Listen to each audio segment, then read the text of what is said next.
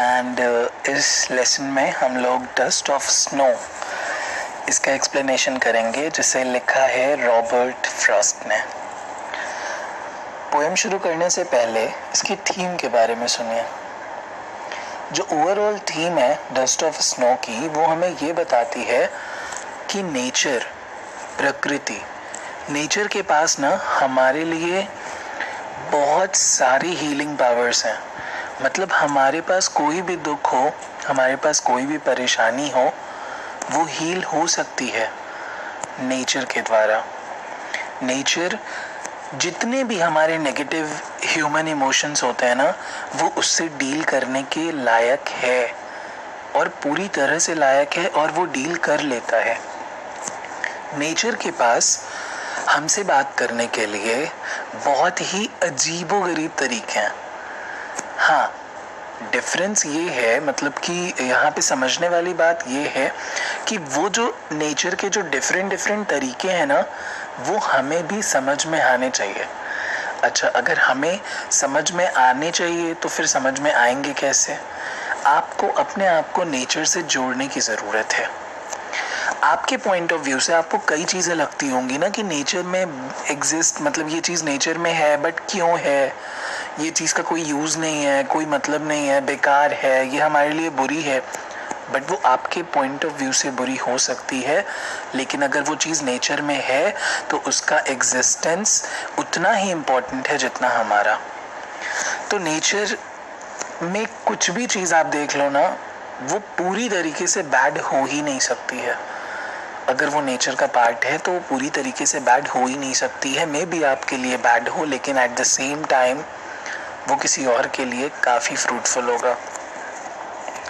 शुरू करते हैं poem. The way a crow shook down on me the dust of snow from a hemlock tree। Poem का जो scene है ना, वहाँ पे ये हमको इन 4 लाइन से तो पता लग रहा है कि जो पोएट है वो बैड मूड में है, मूड एकदम भी अच्छा नहीं है, और वो वॉक कर रहा है। कहाँ पे वॉक कर रहा है? एक हेमलॉक ट्री। हेमलॉक ट्री क्या होता है? एक पॉइजनस ट्री होता है जिसमें छोटे छोटे वाइट फ्लावर्स होते हैं। वो हेमलॉक ट्री के पास से वॉक कर रहा है, और जैसे ही वो वॉक करता है, वहाँ पे बैठा एक कौवा पेड़ के ऊपर वो कुछ एक्टिविटी करता है जिससे कि कुछ स्नो डस्ट पोएट के ऊपर आकर के गिर जाते हैं।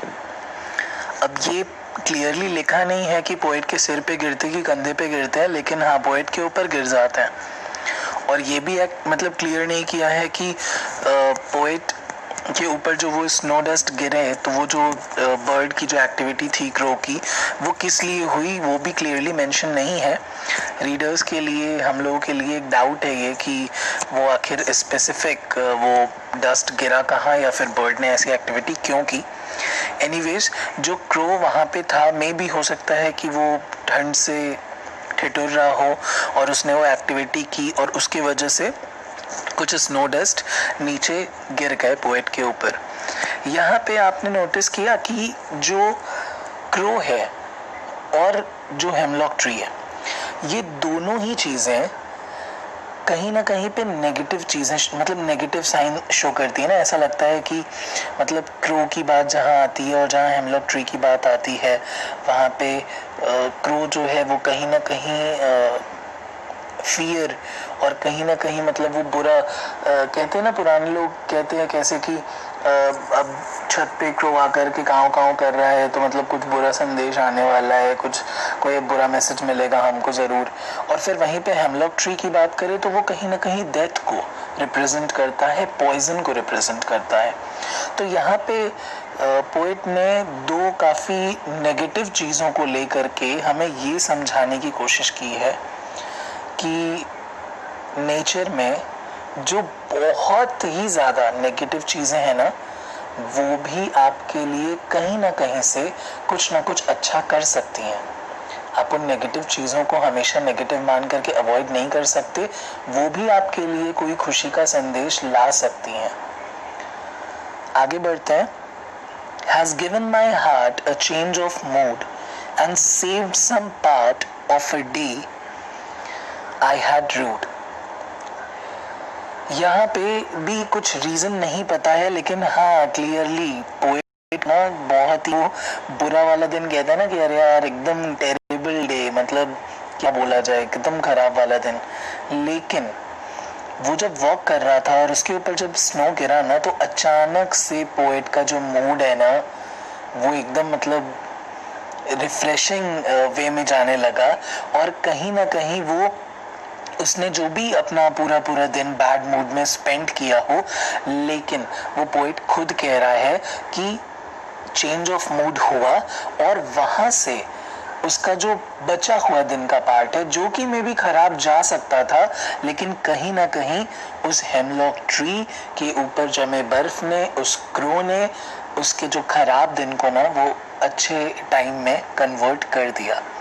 तो यहाँ पे ट्री, हेमलॉक ट्री और क्रो भले ही नेगेटिव रेफरेंस हमें शो करते हैं, लेकिन पोएट ने उनको काफी ब्यूटीफुली यूज किया है कि जो काफी अपशगुन मानी जाने वाली चीजें हैं वो भी हमारे लिए जॉय और हैप्पीनेस ला सकती हैं।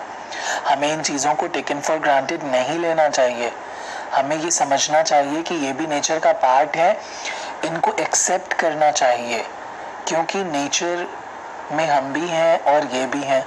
नेचर में हर एक चीज़ के एग्जिस्टेंस का बहुत इम्पोर्टेंस है। तो आई होप कि आपको ये पोएम काफ़ी अच्छे से समझ में आया हो। यहाँ पे सबसे पहले तो ये देखिए, मैं आपको राइमिंग स्कीम क्लियर कर दूं, जैसे कि the way a crow Shuk down on me the dust of snow from a hemlock tree. तो यहाँ पे राइमिंग स्कीम ए बी है।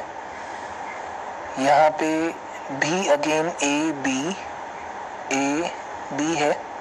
है ना। और यहाँ पे अगर हम फिगर्स ऑफ स्पीच की बात करें तो फिगर्स ऑफ स्पीच में यहाँ पे क्या क्या यूज हुआ है, देखिए यहाँ पे यूज हुआ है आपका एलिटरेशन। यहाँ पे एलिटरेशन का मतलब ये होता है ना कि सेम लेटर का बार बार आना, जैसे कि हैज में एच और हार्ट में एच, सेव्ड सम में एस, और फिर उसके बाद इन्वर्जन है। इन्वर्जन क्यों मैं कह रहा हूँ, क्योंकि यहाँ पे जो स्ट्रक्चर है ना सेंटेंस का, जैसे कि देखिए यहाँ पे हैज गिवन, पीछे जाते हैं, the way a crow Shuk down on me the dust of snow from a hemlock tree. जो सेंटेंस की फ्रेजिंग है ना, वो पोएट ने जानबूझ करके राइमिंग क्रिएट करने के लिए चेंज किया है स्ट्रक्चर, तो दैट्स व्हाई यहाँ पे इन्वर्जन है। हम अगर बात करें नेक्स्ट फिगर ऑफ स्पीच की, तो इंजैबमेंट हम बोल सकते हैं यहाँ पे, क्योंकि जब सेम सेंटेंस कंटिन्यू हुआ है नेक्स्ट लाइन में बिना किसी पंक्चुएशन मार्क के, तो यहाँ पे इंजैबमेंट भी है। और इस तरीके से आपको I think figures of speech clear हो गए होंगे, साथ में एक्सप्लेनेशन भी क्लियर हो गया हो। और अगर आपको बहुत अच्छे से क्लियर हो गया है पोएम, तो प्लीज़ प्लीज़ प्लीज़ रिव्यू कीजिएगा, शेयर कीजिएगा और कमेंट कीजिएगा, और अपने फ्रेंड्स को भी बताइएगा। आप खुद भी एक्सप्लेन करिएगा उन्हें, देखिएगा आपको कितने अच्छे से समझ में आया। और इस बाकी पोएम्स के लिए आप बाकी लेसन्स भी ज़रूर स्टडी कीजिए।